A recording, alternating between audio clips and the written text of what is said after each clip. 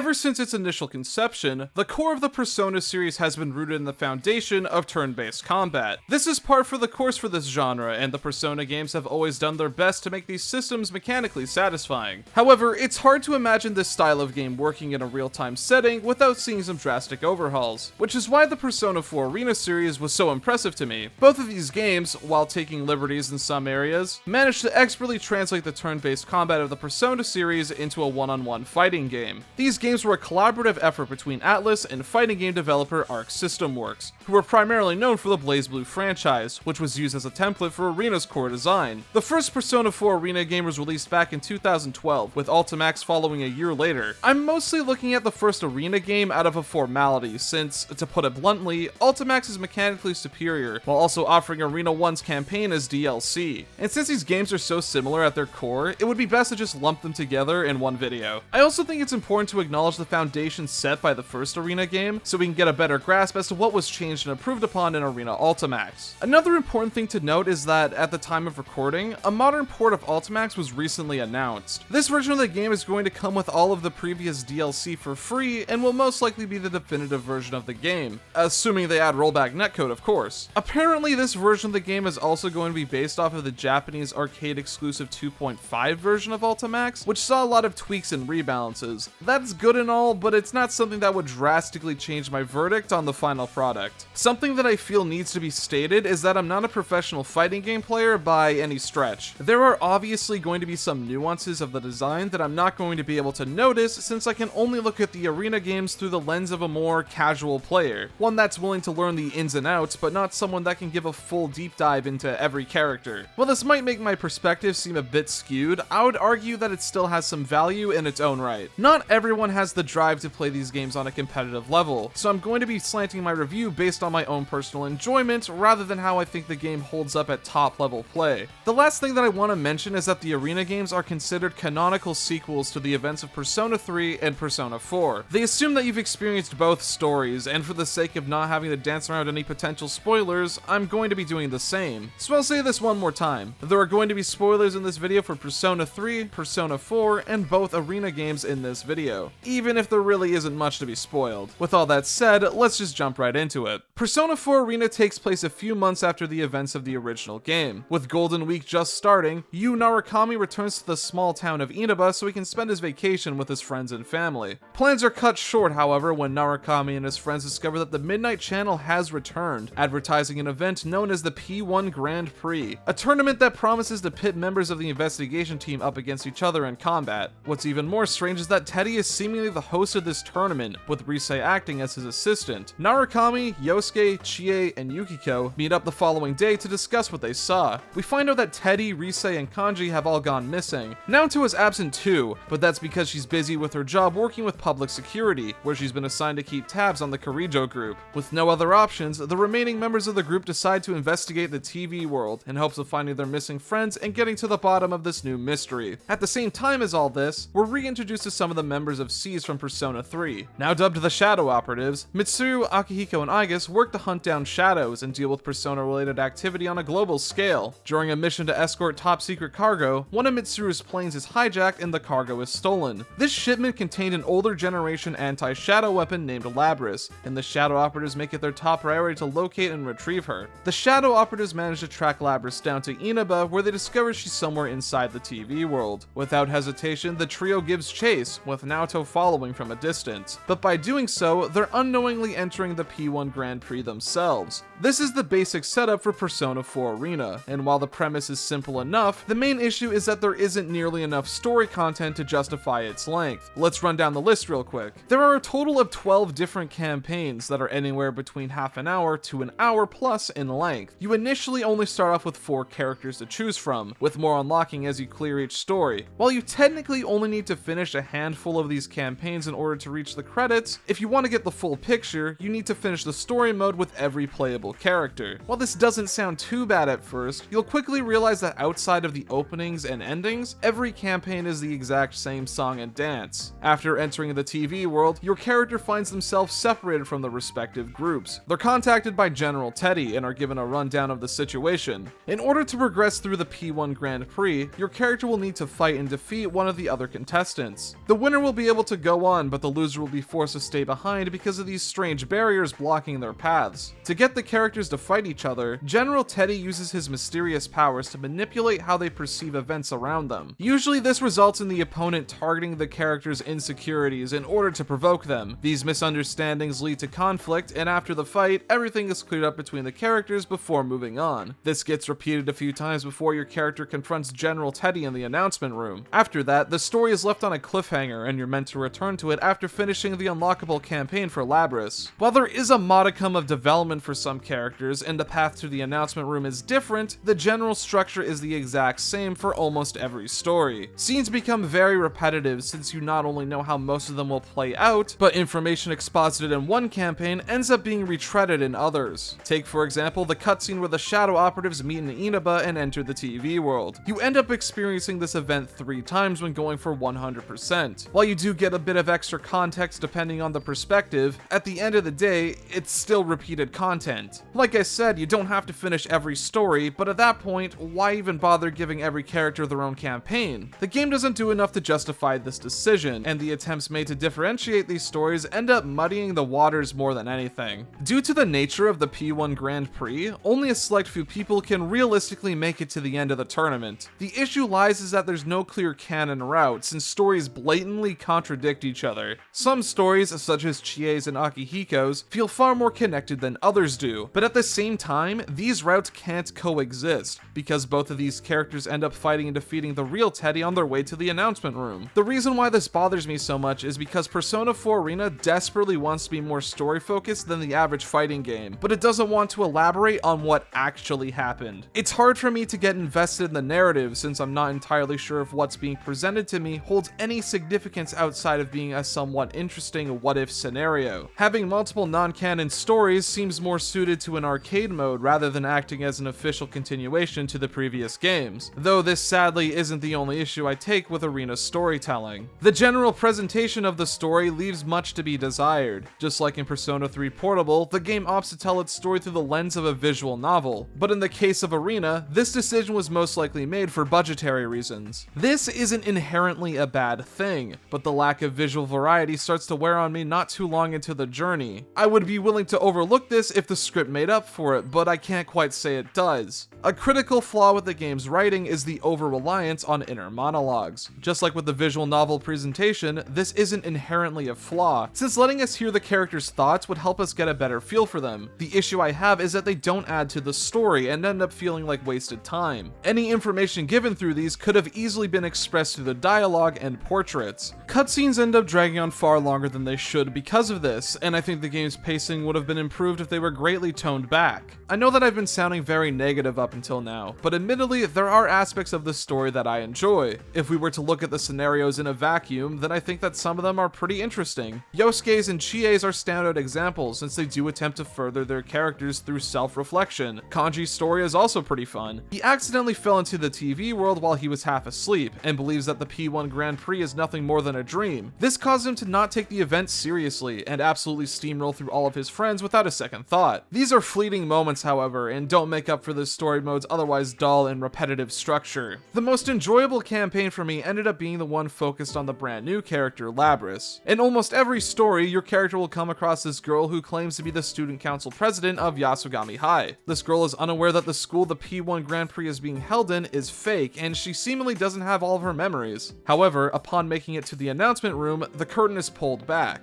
It turns out that the true identity of this girl is the anti-shadow weapon Labris, and the one orchestrating the P1 Grand Prix isn't Teddy, but it's in fact Labris's shadow. By playing through Labris's campaign, we get to learn her backstory and how exactly she ended up in this situation. When Labris was being held by the Karijo group, she was forced to fight and kill her sister unit so that the researchers could collect combat data, but at the same time as all of this, Labris slowly started to develop a sense of self thanks to the plume of dusk that was implanted inside of her. She ended up befriending one of the other models, and as their bond strengthened, Labris's psyche and identity formed. However, this friendship wasn't able to last since Labris was forced to kill her only companion during one of the combat trials. This caused Labris to snap, and she attempted to escape the research facility but was quickly captured and sealed away. But during the plane hijacking at the start of the game, Labris was stolen and relocated to Inaba, where she was forced into the TV world. She was then brainwashed by an unknown entity to believe that she was just an ordinary high school student, which which leads us to where we are now. What Labrys wants deep down is for people to accept her and to be treated as more than just a machine. However, her shadow represents her inner hatred towards the people that forced her to fight what was essentially her family. There's a part of Labrys that desires for people to go through the same pain that she did, not just out of revenge, but because she believes that this would help them understand her feelings. This longing is the reason why the P1 Grand Prix started when Labrys' shadow manifested, and to an extent, this actually does work. By the end of every campaign, your character is able to help Labrys deal with her inner turmoil and give her the courage to accept those feelings as a part of herself, and by conquering her shadow, Labrys is able to awaken to her persona. The story surrounding Labrys is the best part of Arena's campaign for me since it feels the most like the plot of a Persona game. It deals with the themes of self-acceptance and growth that Persona 4 was known for, and I like how it's tied back to Persona 3 by having the Kirijo group play a large part in this character's backstory. It's the most interesting part of the story, but it still suffers from being long-winded thanks to the game's style of writing. I'll be honest, I didn't get a whole lot of enjoyment out of Arena's story mode. It's not because I didn't like the premise or general narrative beats, I think those were just fine. It's just that the literal storytelling and execution of these ideas end up leaving me feeling ambivalent to the whole thing. I wouldn't consider the story terrible, but I wouldn't recommend fully completing the story mode unless you're very curious and are willing to put up with the trappings. While the story mode is a substantial part of the overall experience, it isn't the main draw for this kind of game. Obviously, most people are coming to this title for the fighting itself. While the story is lacking, this aspect of the game definitely makes up for it. Universally speaking, every character has 2 regular attacks and 2 persona attacks. While regular attacks behave exactly how you think they would, persona attacks are far more than just a flashy animation. Your persona has a health bar of its very own, signified by the number of filled tarot cards underneath the player's health bar. Whenever your persona is hit while it's out on the field, it will drain 1 point from the meter. If all 4 cards are used up, that character will be inflicted with the persona break status. When this happens, you'll be unable to use any persona related attacks until all 4 cards are replenished. This can suck depending on who you're playing as, because some characters rely on their persona for attacks far more than others. A character like Yosuke, for example, can actually do quite a bit of damage without his persona, but someone like Elizabeth will definitely need to play on the defensive due to a lack of options. This is a necessary trade-off since it conditions you not to be overly reliant on your persona. These attacks, while being a fair bit more powerful than your basic moves, come with a lot of startup and end lag that can easily be punished if they become too predictable. The way the super meter works in Persona 4 Arena is very derivative of other games in the genre. By doing basically anything, you slowly fill up your SP bar. You can spend some of your SP to enhance the effectiveness of your special attacks, or you can spend a large quantity of your SP meter to execute one of your character's super moves. When your character's HP falls below a certain threshold, they'll enter the awakened state. Not only does this increase your maximum SP from 100 to 150, but it also allows you to use stronger super attacks. This is all pretty basic stuff, but the inclusion that I find to be the most interesting is the mechanic called one more canceling. By spending a large amount of SP, you'll be able to cancel your current combo and reset yourself back to the neutral position. This is actually a very useful and versatile tool for both mix-ups and combo extensions. It costs the same amount of SP to use a one more cancel as it does to use a super attack, and when you do decide to use it, you won't gain any more SP for the rest of the combo, so it can't be exploited. This is a pretty faithful transition of the one more mechanic from the mainline Persona series. In those games, if you exploited an enemy weakness or landed a critical hit, your party member will be able to perform another action in battle. Obviously, you can't have elemental weaknesses in a fighting game, so I find tying one more cancels to your SP bar to be a logical fix. Being able to reset your combo at any time is a very powerful tool for continuing strings, and having it share the same resource as your most powerful attacks provides us with some interesting decision making, but at the end of the day, it all falls back on the skill of the player to make the most out of the opportunity. The final main mechanic of Arena is the burst meter, which has both offensive and defensive applications. When an opponent is being too aggressive for your liking, you can activate burst to give yourself some breathing room, though this can't be used while muted or when your persona is broken. Burst can also be activated in the middle of a combo to cancel your current attack, throw the enemy up in the air, and reset the damage scaling of your current combo. It's very similar to one more canceling. The third and final application for burst is called the max burst. This is easily the most risky version, but yields back a good reward. During the neutral state, if you manage to hit your opponent with a burst, not only will you throw them back to the other side of the screen, but you'll also gain back all of your SP. And as I already went over, SP is a pretty important resource, since it allows you to dish out big damage. Whenever you activate Burst, the gauge will be emptied and you'll have to wait for it to be fully charged before you can use it again. The current status of the Burst gauge is carried over in between rounds, and when combined with the lengthy recharge time, means that you can't be too trigger happy with it. The Burst gauge offers the player with some great on-the-fly decision making. You can either discharge Burst when backed into a corner if you aren't confident in your block strings, or you can tough it out and later use the move to give yourself the extra edge needed for a comeback, and if you manage to pull off the latter, it can be very exhilarating. That about sums up the major universal mechanics. Of course, there still are a few things that I haven't mentioned, but that's mostly because they're very self-explanatory. Furious actions require you to spend some health for a character-specific move, all-out attacks are overheads that lead into a quick beatdown. From then on, you get the choice of either throwing the enemy up in the air or sending them further back towards the wall. And finally, there are auto combos. These are simple strings that can be performed by mashing the light attack button. They're not super effective, but they exist as an avenue to ease new players into the game. On their own, the mechanics of Persona 4 Arena offer a fun and satisfying combat system. It's nothing that'll set the world on fire or anything wholly original, but it's a good time whenever you decide to load up a match. Each character has a very distinct playstyle that fits well with their established personalities. Of course, some liberties were taken due to the genre shift, but the adaptation still manages to be faithful. Mitsuru strikes enemies with the speed and grace that you would expect her to, along with having access to ice magic and the charm status ailment. Naoto has access to her light and dark spells, but the proper conditions need to be met for the insta-kill effects to be activated. Aigis can enter Orgia mode to increase her power and mobility, but can overheat after prolonged use, and the list goes on. Characters play exactly how you would expect them to, and mechanics that you think wouldn't make the cut end up being a core part of their design. When looking at the content outside of the core combat, Persona 4 Arena offers a few modes for you to choose from. Most of these are very standard. Arcade mode acts as a very abridged version of the story mode. It sees you climbing the ranks and getting little nuggets of story here and there. It's not exactly a substitute for story mode, but if you're just looking for fights against CPUs, then this mode scratches that itch. Training mode also exists if you feel the need to brush up on your skills and refine those combos, but I'm personally more impartial to challenge mode. This mode is a great way to get a general overview of what your selected character is capable of. You pick a character and are given a list of combos for you to perform, ranging from basic ones that anyone can figure out, to more advanced combos that require precise timing to make work.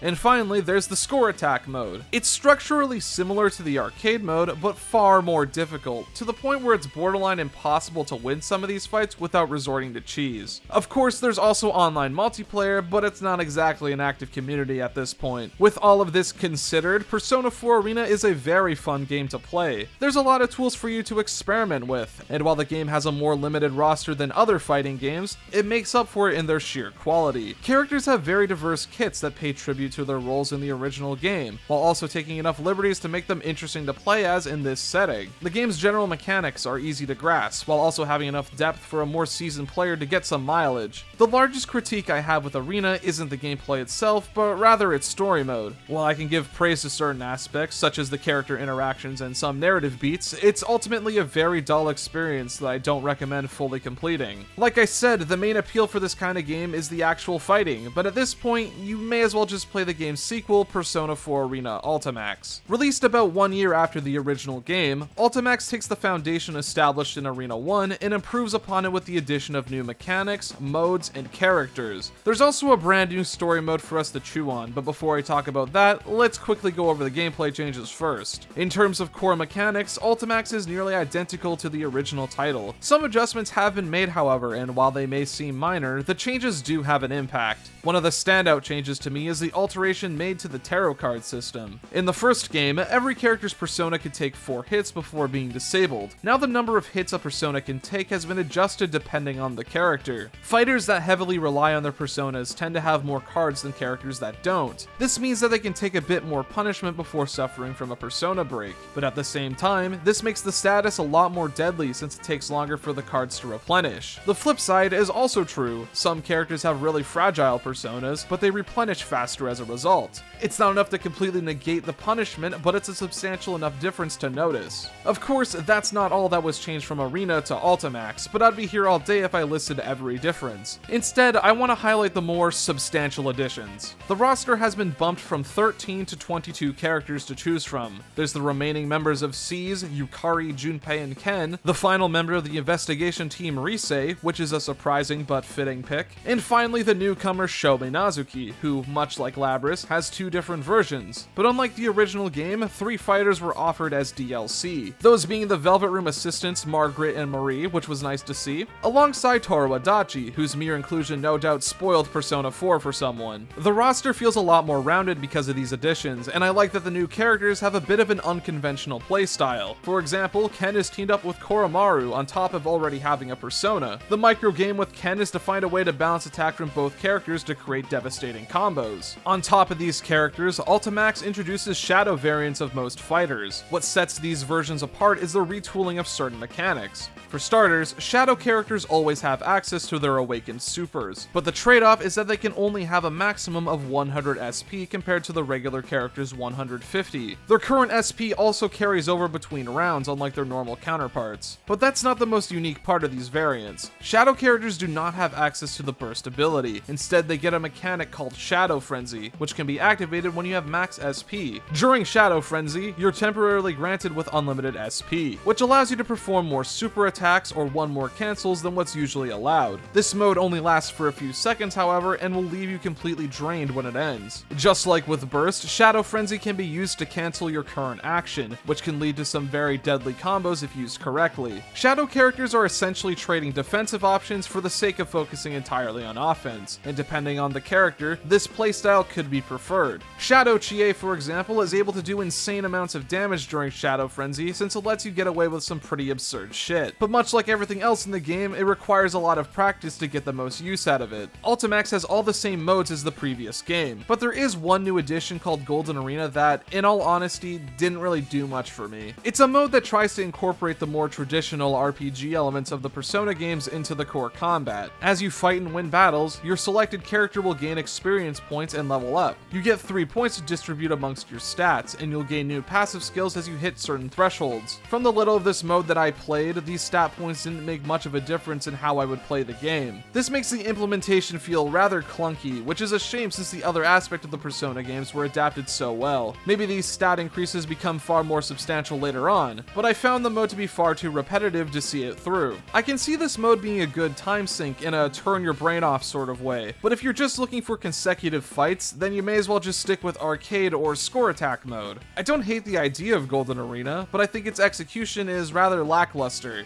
Aside from that, Arena Ultimax is a straight improvement over its predecessor gameplay-wise. It has the same core mechanics but with more stuff to play around with, and if you're just looking for an easy-to-learn, hard-to-master fighting game featuring Persona characters, then Ultimax is definitely going to fill that void for you. But this isn't the end just yet. There still is a story to cover, and to be honest, it isn't anything special. It's definitely an improvement over the one from the original Arena, but it's still nothing I'd consider great. Ultimax's story takes place one day after the original game. The Midnight Channel has once again returned, advertising an event called the P1 Climax, with General Teddy taking reins as the host. A red fog has swept Inaba, and a mysterious tower looking awfully similar to Tartarus has emerged. Not only that, but Mitsuru, Aigis, Akihiko, and Fuka have seemingly been kidnapped and are currently being held hostage somewhere within the tower. Because of this, the auxiliary members of the Shadow Operas have been called into action, those being Yukari, Junpei, and Ken. General Teddy explains that if no one can get through the P1 Climax within the hour, the world will come to an end, with the shadows of the contestants acting as their opponents. It's now up to the investigation team and the remaining members of the Shadow Operatives to rescue their friends and reach the top of the tower so that they can put a stop to this tournament. The premise of Ultimax is equally as simplistic as the one featured from the previous game, but the main difference this time is the way that the story is structured. Instead of each character getting their own story, there are now only 2 campaigns. You initially only have access to the Persona 4 side, but after you finish that story, you unlock the Persona 3 side, which while mostly canon, ends up greatly deviating around the halfway point. Each campaign is split into distinct chapters, and you'll be frequently switching between multiple characters' perspectives. This more linear approach is definitely to the game's benefit, since it doesn't need to waste time constantly regurgitating the same information ad nauseum. There are even a few times where you get to pick which character you want to play as in battle, which is pretty cool. While the structure has been improved, proved, the actual narrative isn't anything to write home about. The game's major antagonist is this teenage boy named Sho. While he appears to be a normal high school student, he actually has a split personality, with his other self being referred to as Minazuki. It's eventually revealed that Minazuki was not only the one behind the plane hijacking from the first arena, but he's also working alongside General Teddy, whose true identity is the deity known as the Hino Kagetsuchi. Minazuki helped orchestrate these tournaments so that he could slowly carve off fragments of the contestants' personas. He plans on using them to give Hino Kagetsuchi a new form, which will then bring about the end of the world. But what exactly is his motivation for this? Well, it turns out that Sho is actually the adoptive son of Ikutsuki from Persona 3. In case you need a reminder, Ikutsuki used to be a scientist for the Karijo group. He would take orphaned kids off the street and try to have them artificially awaken to a persona. Sho was one of those test subjects and just so happened to be Ikutsuki's favorite. Ikutsuki implanted Sho with a plume of dusk in an attempt to have him manifest a persona, but instead, this gifted him with his Minazuki personality. These experiments, combined with his isolation, led Sho to develop a hatred towards all of humanity. What Sho desires above all else is solitude, and believes that the only way to achieve this is to destroy the world and leave himself as the only survivor. While it's his Minazuki personality that's working to accomplish this goal, it's something that originated from Sho's own psyche.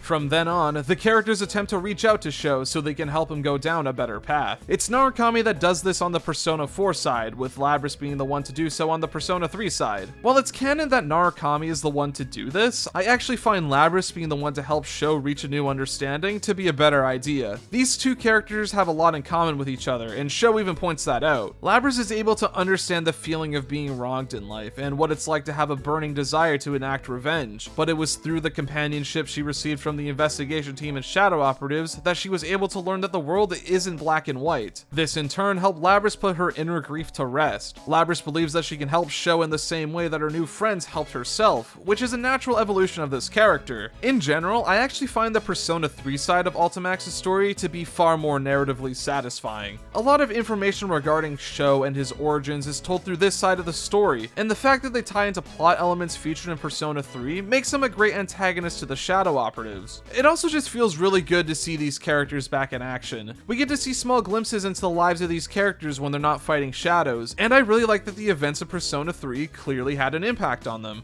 It's stuff like this that makes the Persona 4 side feel a bit lesser in my eyes. That story mostly just has the investigation team speculating on who the culprit is and trying to deduce his end goal. The lack of a personal connection to the antagonist also makes him come off more as a villain of a week than anything, while for the Persona 3 side, it's treated as a phantom from the past re-emerging, acting as a haunting reminder of the trouble they went through in their youths and testing them on how they changed. The Persona 4 side isn't bad, but I think that the Persona 3 perspective fits a lot more with the story that the writers were trying to tell. Though I think Sho is still a rather weak villain, all things considered. His upbringing is interesting, but his characterization makes him come off less as a serious threat and more so as a whiny brat. When the game wants us to sympathize with Sho, it's very difficult since we don't spend much time with him other than a few cutscenes. In contrast, Labris had a lot more characterization before her reveal. The game manages to paint a broad picture of her character, and we even get the benefit of experiencing her trauma firsthand, both in terms of her dedicated story mode and also through the symbolism of the P1 Grand Prix.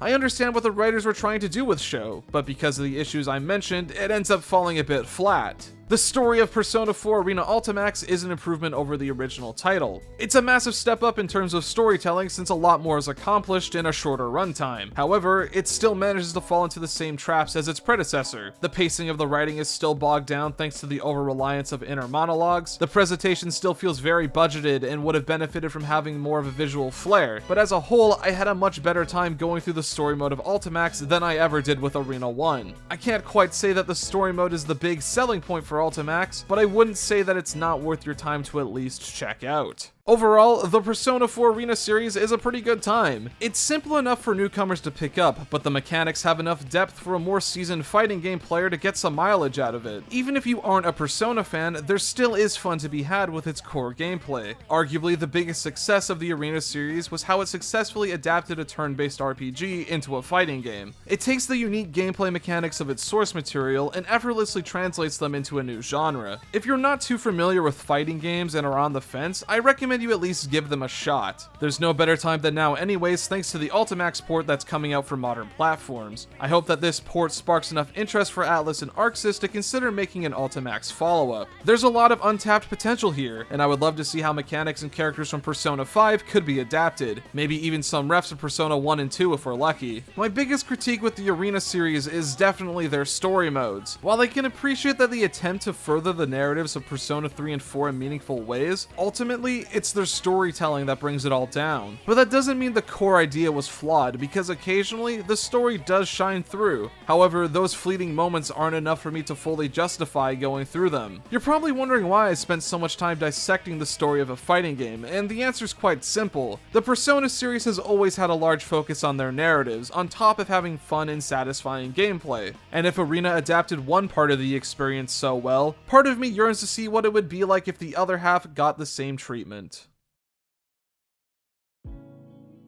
Hey everyone, thanks for watching. I'd like to give a special shout out to all of my channel supporters whose names are on screen now. It's because of these lovely people that I'm able to make videos at the pace I do currently. These videos take a while to make, so if you're at all interested in helping out and donating, you can do so through my Patreon or channel memberships. I have a few things I can offer in return, such as early video access, a special Discord role, and even some behind the scenes content on occasion. Every donation helps, and if these rewards at all sound interesting to you, then you can find out more by following the links in the description. Sorry if my voice sounds a little messed up right now. I caught a cold somewhat recently, but thankfully it isn't anything bad enough to keep me from working on videos. I'm at the very least grateful that I got sick after I recorded the voiceover for this video, otherwise it may have come out in February rather than now. In terms of future projects, I've got a couple of videos planned. The next video is going to be on the Persona dancing games. I've already recorded all of the footage and have gotten a head start on the script. I've also got another Kingdom Hearts video on the docket, and if I manage to stay on schedule, both of these videos will come out in February. If you want to stay up to date with upcoming videos, then I encourage you to follow my Twitter and join my Discord server. Both will be linked in the description. Once again, I'd like to thank you all so much for watching, and I hope to see you all next time.